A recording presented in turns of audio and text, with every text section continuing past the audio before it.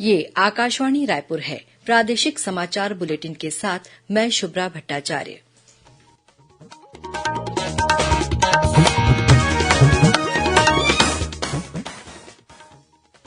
और अब पेश है आज के मुख्य समाचार। केंद्र सरकार ने स्पष्ट किया है कि केंद्रीय कर्मचारियों के लिए पुरानी पेंशन योजना फिर शुरू करने का कोई प्रस्ताव नहीं है। राष्ट्रीय वेक्टर जनित रोग नियंत्रण कार्यक्रम के तहत आज से रायपुर, गरियाबंद और बलौदाबाजार में फाइलेरिया उन्मूलन अभियान शुरू हुआ। केंद्रीय स्वास्थ्य मंत्रालय ने छत्तीसगढ़ को समय से पहले हेल्थ एंड वेलनेस केंद्रों को कार्यशील करने का लक्ष्य 100% तरीके से हासिल करने के लिए सम्मानित किया है। और कांकेर के पास से लापता हुए ओडिशा के एक परिवार के 4 लोगों के शव वाहन सहित एक कुएं से मिले।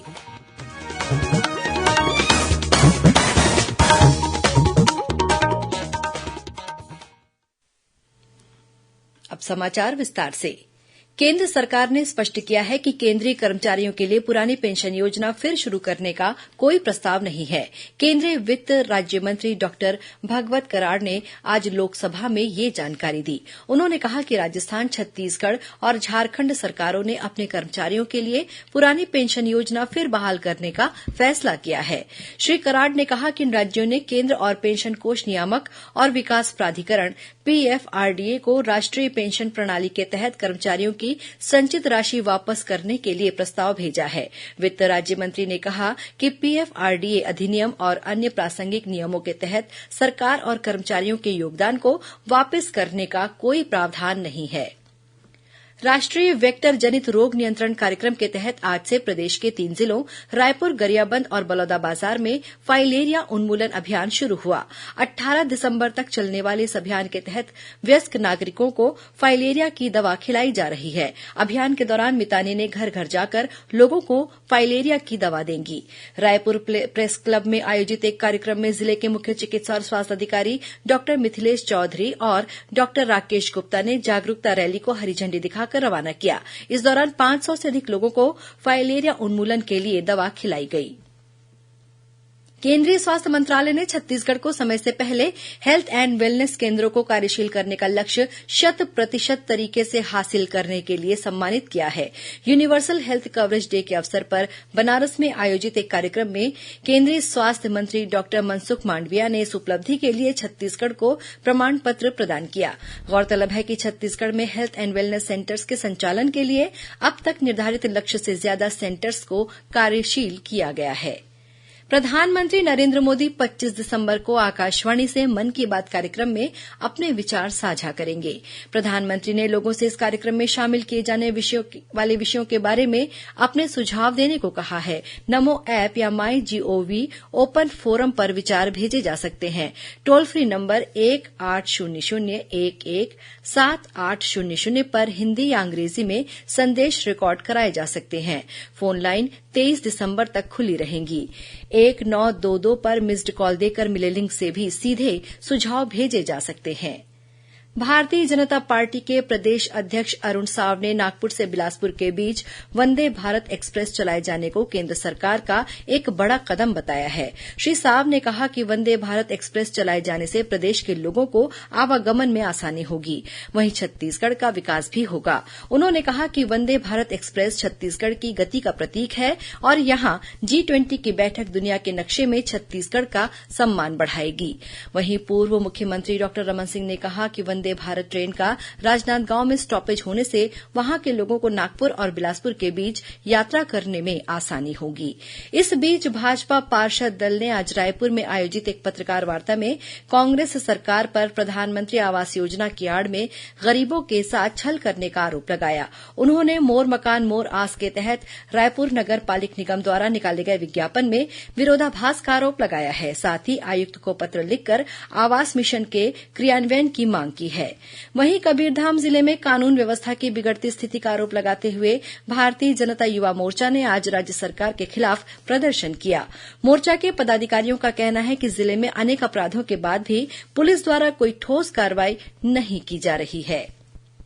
कांकेर जिले के राष्ट्रीय राजमार्ग क्रमांक 30 से लापता हुए ओडिशा के नायब तहसीलदार और उनके परिवार के 3 लोगों के शव कांकेर के पास स्थित एक कुएं से बरामद किए गए हैं। मिली जानकारी के अनुसार ओडिशा के उमरकोट निवासी नायब तहसीलदार सपन सरकार, उनकी पत्नी और परिवार के 2 अन्य लोग 10 दिसंबर को कांकेर जिले के गोविंदपुर में एक शादी समारोह में शामिल होने आए थे। ओडिशा वापसी के दौरान उनकी कार कांकेर स्थित जंगलवार कॉलेज के पास सड़क किनारे बने कुएं में जा गिरी। इस हादसे में कार में सवार सभी लोगों की मौत हो गई। मृतकों के परिजनों के अनुसार इन सभी के मोबाइल बंद बताए जा रहे थे। इसके बाद उन्होंने देर रात चारों के गायब होने की रिपोर्ट कांकेर थाने में दर्ज कराई। पुलिस ने आज इस कार को कुएं से बरामद किया। शवों को पोस्टमार्टम के लिए भेज दिया गया है। प्रादेशिक समाचार आप आकाशवाणी रायपुर से सुन रहे हैं।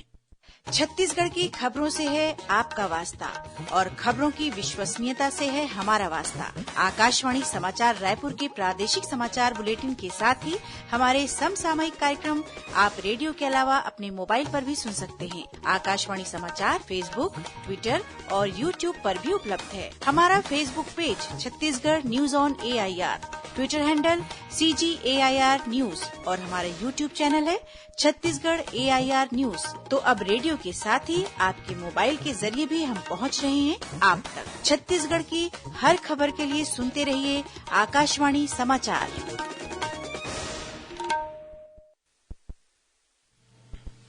और अब आगे बढ़ते हैं बाकी के समाचारों की ओर।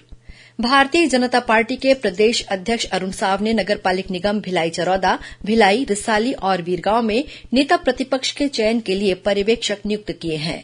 पार्टी मुख्यालय से जारी आदेश के अनुसार विधायक बृजमोहन अग्रवाल और शिव रतन शर्मा को भिलाई चरौदा का पर्यवेक्षक बनाया गया है। वहीं सांसद संतोष पांडे और भूपेन्द्र सवन्नी को भिलाई, पूर्व विधानसभा अध्यक्ष धरमलाल कौशिक और किरण देव को रिसाली तथा विधायक सौरभ सिंह को वीरगांव नगर पालिक निगम का नेता प्रतिपक्ष चुनने के लिए पर्यवेक्षक बनाया गया है।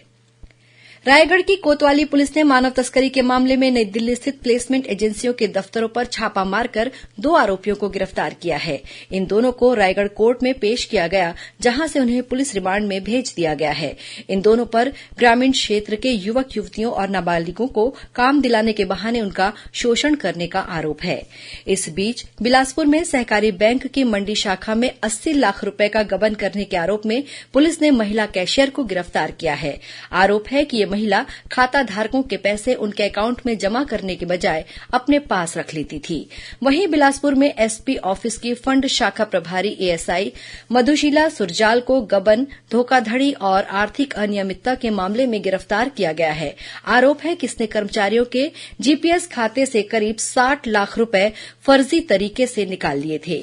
इधर कोरिया जिले में ऑप्टिकल फाइबर बिछाने के नाम पर करीब 58 लाख रुपए की ठगी करने के मामले में रायपुर पुलिस ने एक निजी कंपनी के संचालक को गिरफ्तार किया है। उधर जांजगीर में छात्रावास अधीक्षक के पद पर नौकरी लगाने के नाम पर 10 लाख रुपए की ठगी करने के आरोपी युवक के खिलाफ पुलिस ने मामला दर्ज किया है। एक दिन पहले इस युवक की कार से शिवरी नारायण पुलिस ने 9 लाख रुपए से अधिक बरामद करने के साथ ही अफसरों और जनप्रतिनिधियों की फर्जी रबर सील भी बरामद की थी। दुर्ग कलेक्टर पुष्पेन्द्र मीणा ने कुम्हारी फ्लाईओवर दुर्घटना में जिम्मेदार ठेका कंपनी के अधिकारियों कर्मचारियों की गिरफ्तारी के निर्देश दिए हैं। उन्होंने चारों फ्लाईओवर में सीसीटीवी कैमरे लगाने के लिए भी कहा है। श्री मीणा ने बताया कि फ्लाईओवर निर्माण के दौरान मार्ग बंद रखने की जिम्मेदारी निर्माण करने वाली ठेका एजेंसी की होती है। गौरतलब है कि कुम्हारी में निर्माणाधीन ओवरब्रिज से मोटरसाइकिल के गिरने से इसमें सवार एक दंपत्ति की मौत हो गई थी। और अब पेश है मौसम का हाल। बंगाल की खाड़ी से आ रही नमी के कारण आज राजधानी रायपुर सहित प्रदेश के कुछ स्थानों में बादल छाए रहे, वहीं कुछ स्थानों पर बूंदाबांदी होने के समाचार भी मिले हैं।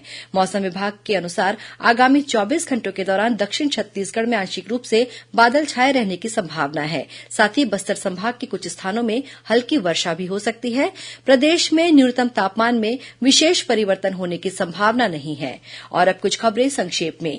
केंद्र सरकार ने छत्तीसगढ़ छत्तीसगढ़ उच्च न्यायालय के 2 अतिरिक्त न्यायाधीशों न्यायमूर्ति नरेन्द्र कुमार व्यास और नरेश कुमार चंद्रवंशी को स्थायी न्यायाधीश नियुक्त किया है। इस संबंध में अधिसूचना जारी कर दी गई है।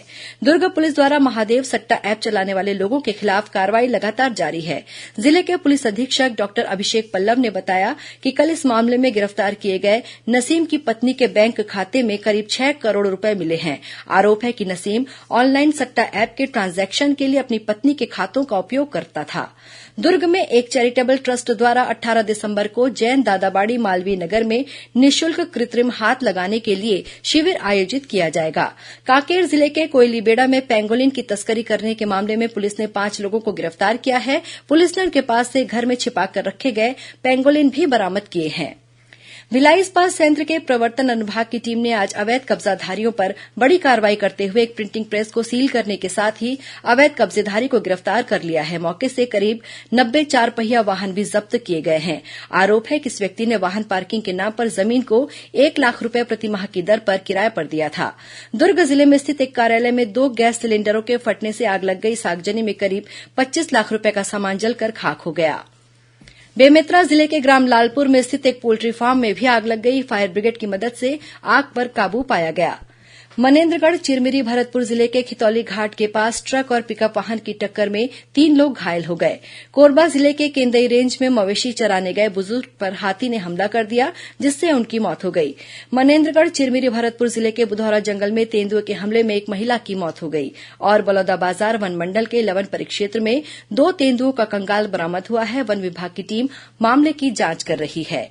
अंत में मुख्य समाचार एक बार फिर। केंद्र सरकार ने स्पष्ट किया है कि केंद्रीय कर्मचारियों के लिए पुरानी पेंशन योजना फिर शुरू करने का कोई प्रस्ताव नहीं है। राष्ट्रीय वेक्टर जनित रोग नियंत्रण कार्यक्रम के तहत आज से रायपुर, गरियाबंद और बलौदाबाजार में फाइलेरिया उन्मूलन अभियान शुरू हुआ। केंद्रीय स्वास्थ्य मंत्रालय ने छत्तीसगढ़ को समय से पहले हेल्थ एंड वेलनेस केंद्रों को कार्यशील करने का लक्ष्य 100% तरीके से हासिल करने के लिए सम्मानित किया है। और कांकेर के पास से लापता हुए ओडिशा के एक परिवार के 4 लोगों के शव वाहन सहित एक कुएं से मिले। इसी के साथ प्रादेशिक समाचार बुलेटिन समाप्त हुआ। नमस्कार।